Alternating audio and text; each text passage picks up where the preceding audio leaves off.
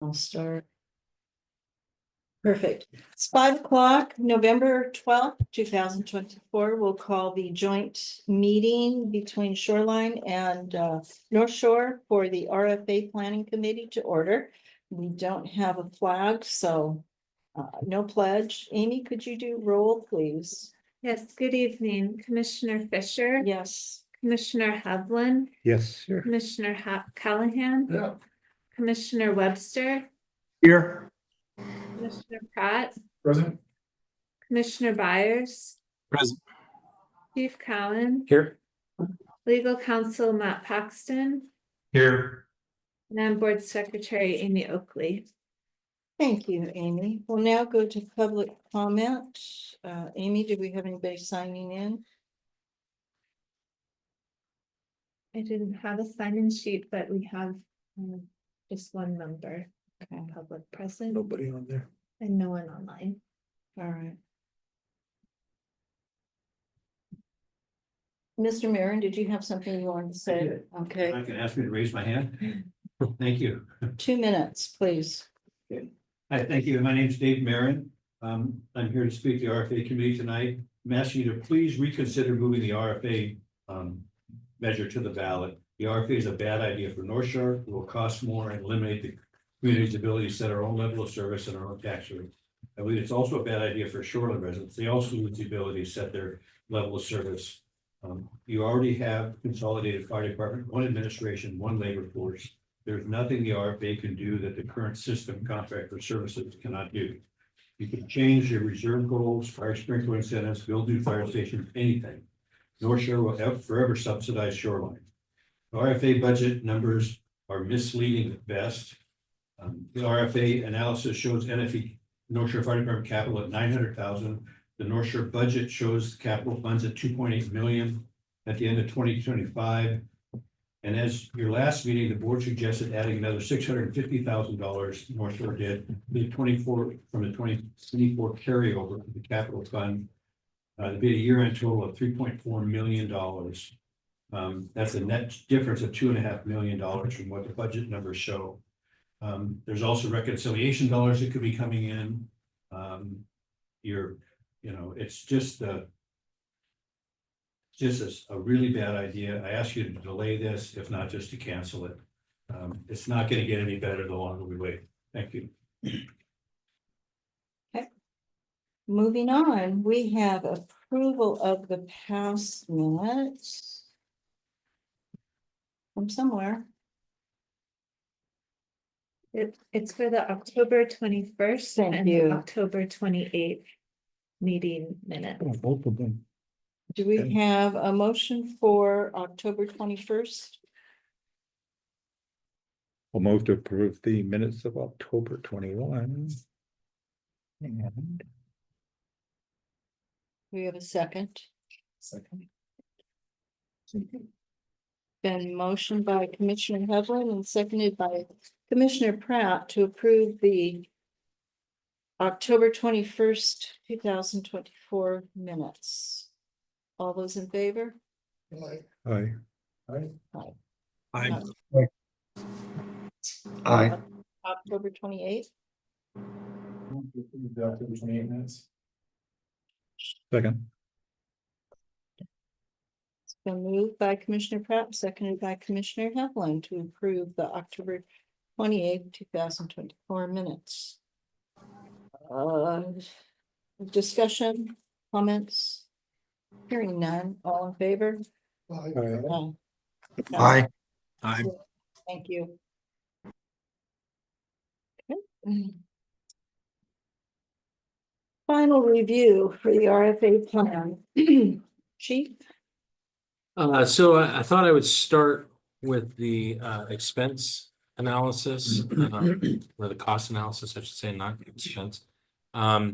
Because it is what drove the fire benefit charge factor sheet that I inserted into the RFA plan. Okay. So in doing the analysis and just, trying to make sure that all the numbers were accurate and all that, I figured out, I had already mentioned that there was extra funds that were available in the RFA, and that's what drove down the levy rate. And I figured out, more of the why behind it, which, in the simplest terms, is because both the North Shore Fire Department and the Shoreline Fire Department are holding extra funds in carryover to be able to get from the beginning of the year to April 1st. This isn't a new concept, and the departments have to do this. However, Shoreline is carrying extra to carry over the entire budget. Let's just make it easy. It's just call it $40 million. And let's just make it easy. And it's a quarter, it's 25% of the year and it's 40 million. So it's $10 million. North Shore is also carrying over extra money to cover the expenses up into the April 1st collection point. 35% plus 300,000, which are, and so and that includes the money that's being transferred to Shoreline, which has to be that way if we're going to stay standalone, because the departments are separated out, but you don't have to when you're in an RFA. Right. So Chief, I'm sorry to interrupt. Shoreline is carrying over 25% plus the 750 Plus the 700 minus revenues, for yeah, the whole budget. For the not- entire not budget. Just Shoreline's portion. of it. correct. And we probably should have not done, we probably should have taken an approach similar to the rainy day fund where we split, the 10%, 5%, but we didn't. And I just didn't appreciate that we hadn't done that. And so we have pretty much almost all of, like, say, North Shore's carryover, the general funds on hand as extra. So, except because the overall budget in the RFA does increase, but it increases by a minor amount because of the North Shore Board of Commissioner budget that transfers over. There's only about $200,000 that transfers over into the new RFA budget. You still with me? Mm-hmm. So the extra funds that are on hand are not necessary anymore. They are if we stay separated, because if North Shore canceled the contract, you would need those funds available to manage the budget, to manage, the separated department. So what it means, and it's kind of a complicated, do you have any questions about this before I dive into some of the more of the particulars? No, I was reading your analysis and then looking through the numbers, and this didn't make 100% sense to me why Shoreline would be carrying over the total amount needed for the whole budget, not depending on the amount that North Shore Right. was sending them for their portion. We should have recognized that there could have been a shared, amount there, but the problem is that there's still, I don't know if there's really an error necessarily, because you would still have to keep the amount of money on hand to cover the budget impacts. So North Shore would still have to be able to have the revenues there to cover the payment. If, to make sure that the payment was coming in on time. Now, granted, we could have waited to have the payment due until after the first half taxes come in. But if there was a problem with that would cause a problem. And on the Shoreline side, I could have lowered it down to only cover the non-transfer from North Shore amount, and decreased it by, it's about 12.5 million. I could have decreased it by 12.5 million and taken 25% of that number. But then again, Shoreline would be short, in that money. And so it would have caused more problems, or it could have caused problems with doing transfers to make sure that you covered everything up to April 1st. So when I started looking into this, I was like, I'm trying to figure out, why the numbers were so good. This is what I came up with. So, and the easiest way to put it is that the Shoreline budget is almost everything, and it's balanced, except for the $200,000 of North Shore Board of Commissioner budget, the legislative budget. So that has a very small impact in the overall scheme of things.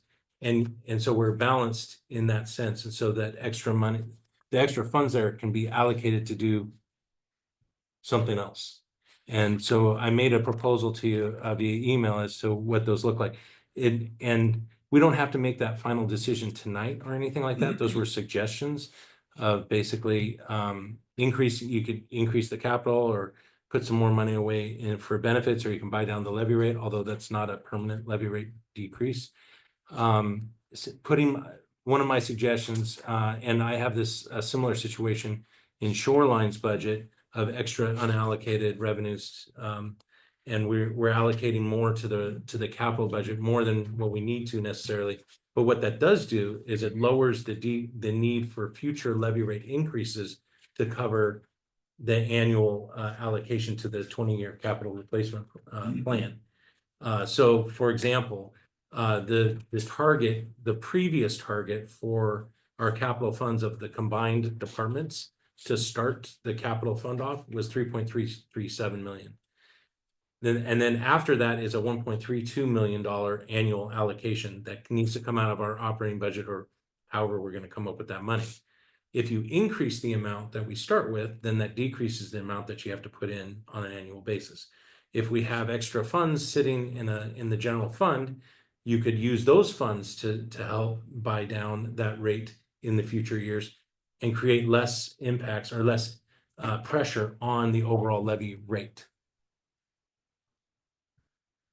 Still with me? Okay, I can show you. I can show you some of the numbers if you'd like. Yeah. It's on the other tab there. But essentially, and I had 3 other people look at this to just. I was like, I want somebody else to look at this because I didn't want to, miss something that was really obvious or something. So we don't have to make that decision tonight necessarily, because that's something that will happen, when we do the RFA. But there are there's a lot of savings that could occur in joining, savings that wouldn't occur if we were not to do the RFA. If we were to stay under the ILA, we would probably need to keep those separated funds. And if we're not going to do it, then my proposal would be to go back and figure out some kind of an agreement to share that so that Shoreline doesn't have to cover the full amount, if that makes sense. So what I've done is, and it's in this spreadsheet, there's still about $196,000 in annual expense savings, but then there's, and there's some savings in carryover. But if you go down there you go, thank you. Well, here, so if you go to here, is it sharing? Okay, good, it's sharing. So if you go to here, this is the target, 7.9 million that's in the Shoreline budget to make sure that we get to April 1st. You also need 5 million on the North Shore side, but we really only need 8.2 total if we were to do the same model to get to the April 1st, which makes sense because that's almost what North Shore has on hand to make theirs the 5 million. And that makes sense because it'd be a little bit less than that because we're increasing the overall RFA budget by a little bit with the North Shore Board of Commissioner budget. So, there's 8 million. We're currently allocating between the 2 departments 13 million. So there's about $4.8 million of extra funds that are in a general and that are sitting in our collective general fund that could be used to do something else. What I'm proposing is that we increase our, and it's down here, my recommendation is that we don't decrease it all the way to the 8.2 million. My proposal is that we decrease it to 11 million, which creates an extra 2 million in savings on the carryover of just general funds. And then there's also nearly $1 million in left one liabilities that could be also realized in doing a reassessment of the risk between the reserve funds. Again, one of these is our general fund, which is the carryover. The other is a reserve fund discussion that doesn't have to be decided upon now. It can be done when the RFA happens. So there's roughly about $3 million that we could have that's unallocated between the 2 departments, And that's with increasing our buffer. And I put it in the note here, that would increase our buffer from 700,000 to 2.8 million. That again could be used to buy down future rates or keep rates lower. It could also be used, it could be allocated to capital funds. It could be, we could use it in a number of different ways. It could be used to buy down the rate, but the buying down the rate, if we're not using it to offset capital funds or other reserve needs, would not be a permanent decrease. It would only, some things are permanent on the levy rate decreases, some things are not. This would not be one unless it was used to keep our, levy rate down. For example, oh, it's not here, but, and I've included all of these numbers in this spreadsheet because I needed to have Neil redo the fire benefit charge calculation to make this match or to work, the numbers work. And so I had him rerun at 10.946 million for the fire benefit charge. And it didn't make a big difference to the people. Remember how we talked about the cost increases for some of the 2% of the properties? It did decrease significantly the high end ones down to only a couple 100% increase as opposed to 300 or 400%. But it doesn't. It lowered. We basically have about 1.5% of all our properties that will go up. 2% if you include everybody, but that's even the ones that only go up by a few dollars. But really, if you look at the impacts, it's about 1.5% of all the properties will still go up, even with our new numbers. If we were to, and it's in that email I sent you, if we were to apply the unallocated money towards buying down the rate, again, that would be at one time, unless it's applied, for capital or other reserves. It's about $128,000 per each penny. But then it goes back up again. It would go back up, unless it's used to buy down future rates, like the capital fund. So for example, if we instead of that 3.337, if it was 5 million that was starting seed money, that would decrease the annual allocation from 1.32 to 700,000. I'm just pulling a number. So that 700,000, and that 700,000, if we're generating that from our annual operating budget, if you're decreasing that would decrease the impact on a continual annual basis moving forward to keep it, decreased. It just depends on where the money's being allocated. You could provide a one-time relief and just hit it, but if you're not doing on something that's sustainable, it's a one-time relief on their taxpayers. So it'd be a big relief in that 1 year, but it wouldn't be for a subsequent year. Whereas if you put in capital or other reserves and decrease the need to come out of our future operating budget, then it would be a decrease. It won't be as substantial, but it'd still be a decrease. Like for example, we're using cash on hand in Shoreline for 2025 to buy down how much of an impact our capital fund or capital projects are for next year, and that keeps our levy rate down. So there would be a similar application.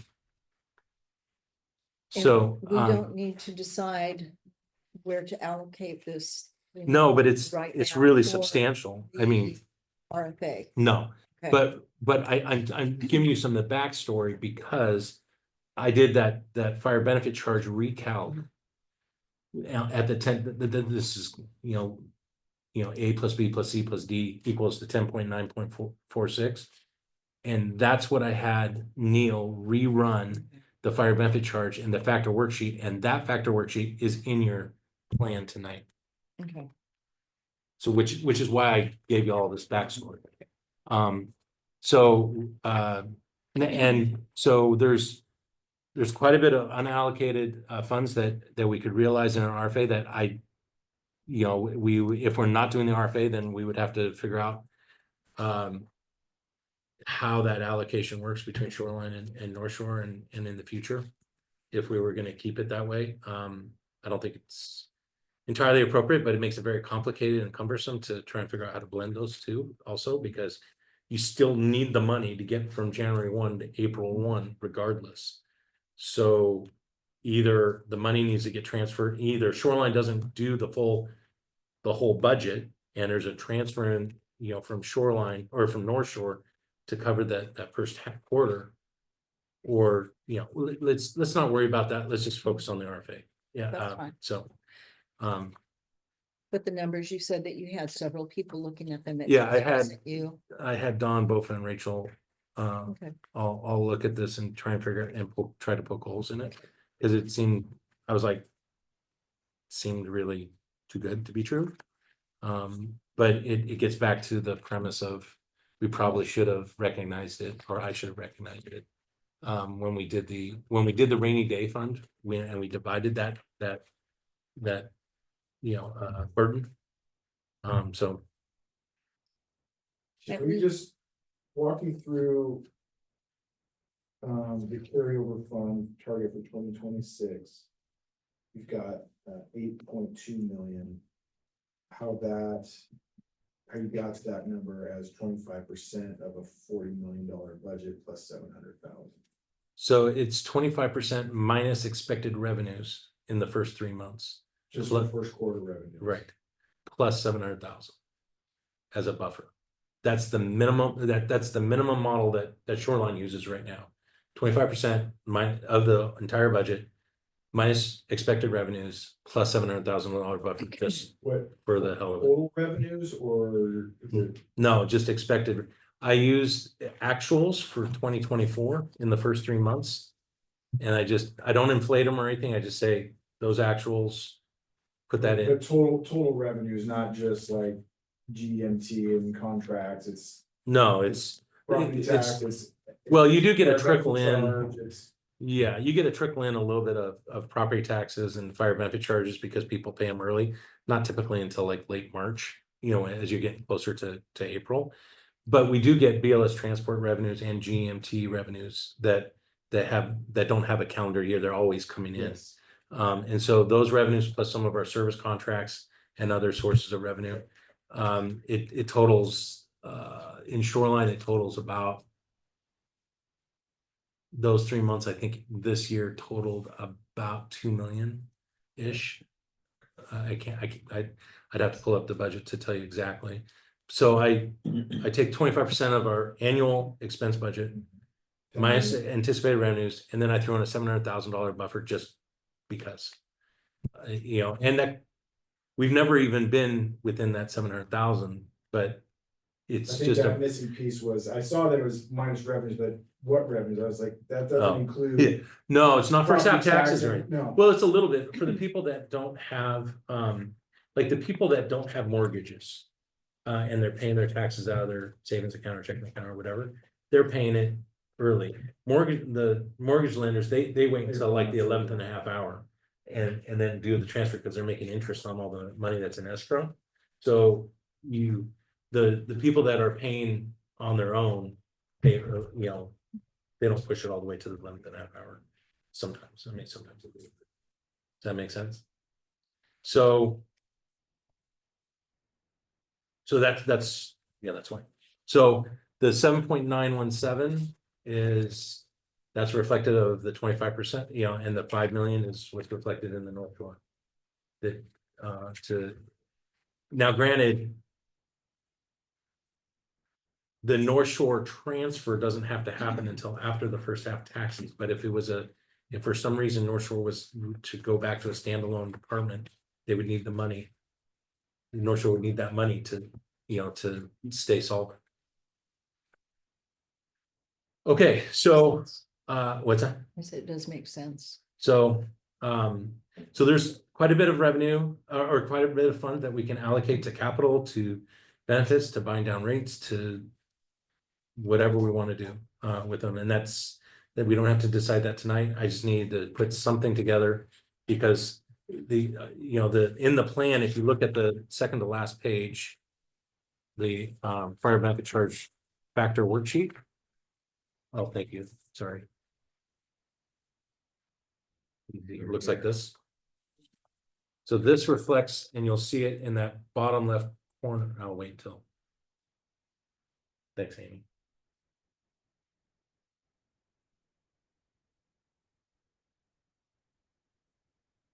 Yeah, that one and second to last page.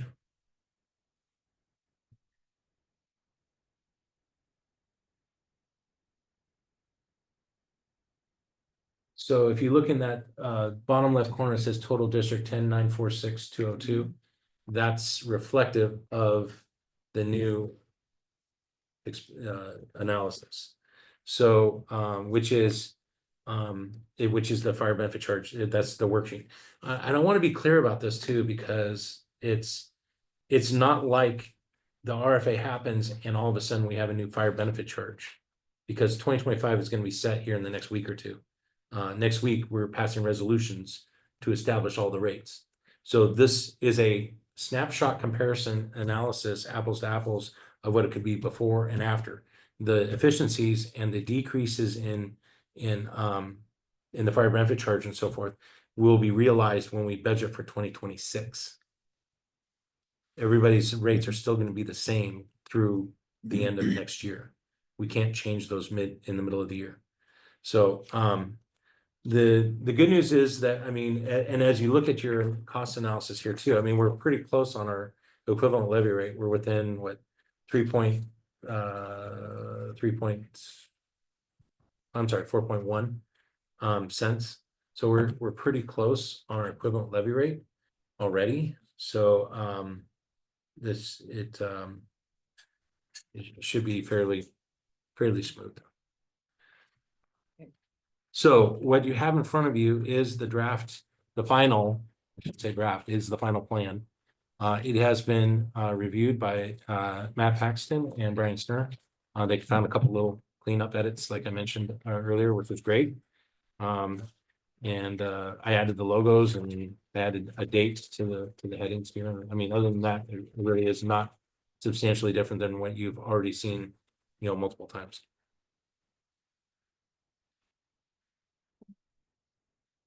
The next plan, we're already working on ballot title, explanatory statement, which we have, and I did those today. I think we have, I'm going to confirm that tomorrow, but I think we have language on that. And then Matt and Brian will work on a joint resolution for next week, assuming that you move it out of committee tonight. If you choose to move it out of the committee tonight, I do have motion language for you to use. But at this point, is there any questions about anything in the plan?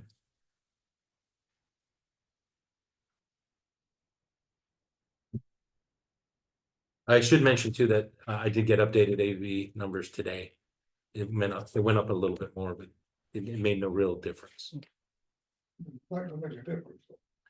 No, well, and this is the best analysis that we have at this time. So the only thing I can guarantee you is that it's not accurate, because it's going to continue to change over the next few weeks. And sometimes it's even all the way to the beginning of the next year. They will continue to work on the AV and finalizing it. Theoretically, they're supposed to finalize it before November 30th, because we're supposed to finalize all of our stuff, but that doesn't always happen. But regardless, we are passing our resolutions next week with the numbers that we have in hand at that time. And so there might be a little bit of change, depending. So. Not a lot of change. No, it probably won't change much. At all. At this point, Either all they're working on right now is appeals. And I did get a note today that there was some kind of excise tax or something that they were gonna add into this next week. But really, it's just about appeals at this point. People appealing their assessments, and that's how it changes the AV at this point. So it's pretty darn close at this point. So and North Shore is held because of the lid lift. North Shore will be held to 70 cents per thousand regardless on their fire levy. So it'll be the fire benefit charge to make whatever balance. For Shoreline, it'll be a 1% increase over what we did last year, and then again fire benefit charge to balance. So.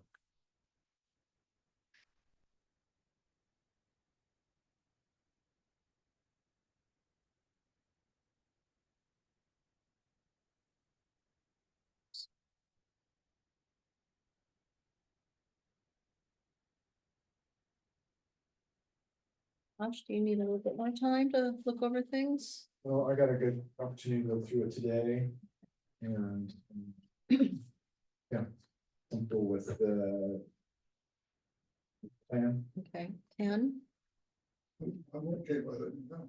Rod, Yeah. I'm fine. Tyler, did you get a chance to look at the plan? I did get a chance to, yep. Okay, Thank are you. you okay with it? Do you have questions, concerns? I think it looks fantastic. Okay, Rick, did you get a chance to look at the plan? Yes, I looked at it. The plan looks okay to me. I have some issues with the numbers that are on the budgets, but I'll get with the chief about that later. Okay.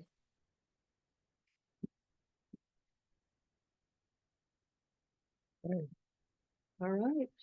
If there's no further questions, shall we look at making a motion here?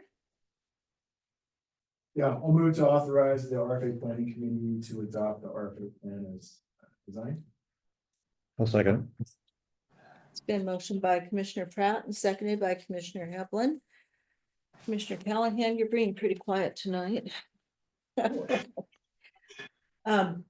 All in favor of adopting the RFA plan as designed, say aye. Aye. Aye. Aye. Aye. Aye. Opposed? Hearing none? Passed Thank you. unanimously. So the next steps will be to finalize the ballot title, explanatory statement, and the resolutions for next week, which will go back to each of the individual boards for consideration of approval, and then assuming that there's approval by both boards, then I will send all the language to the county to be put on the ballot for February. So this is gonna change or could change This is the, the explanatory. yep, this one's changed. Please don't use it. Okay, It had a word that you can't use oh, all right. Was it a bad word? strongly. Really? Yeah, All right. sorry. I didn't mean to be dramatic. I just don't want, I I'm just want to make. offended. I'm well, offended now. How about this? I will send you guys new language tomorrow. Okay. So that I just don't want the wrong ones out No, there. no, you So, don't. Okay. And proposition one, is that gonna stay the same? I think or- we're really close on that. I was working on that today with Brian and So it's Matt. still a So, draft? yes, it's still a draft. I'll send hopefully tomorrow or Thursday at the latest. Ballot title, explanatory statement, and resolution. Okay. Those are the next steps. For next week. Now, and I mean, and we don't necessarily have to have the ballot title and explanatory statement ready for next week. We really just have to have the resolutions ready for next week. But I'd rather just get everything done so that I have one package of materials to send to the county. Okay. We have no further meetings scheduled. We At this point, it's to back go? to the individual boards Okay, for consideration and. and if it doesn't. If there's pass, some, yeah, if it doesn't get approved out of the boards, then you can maybe reform to regroup and figure out what we're gonna do at that point. But that would be, that'd be a future.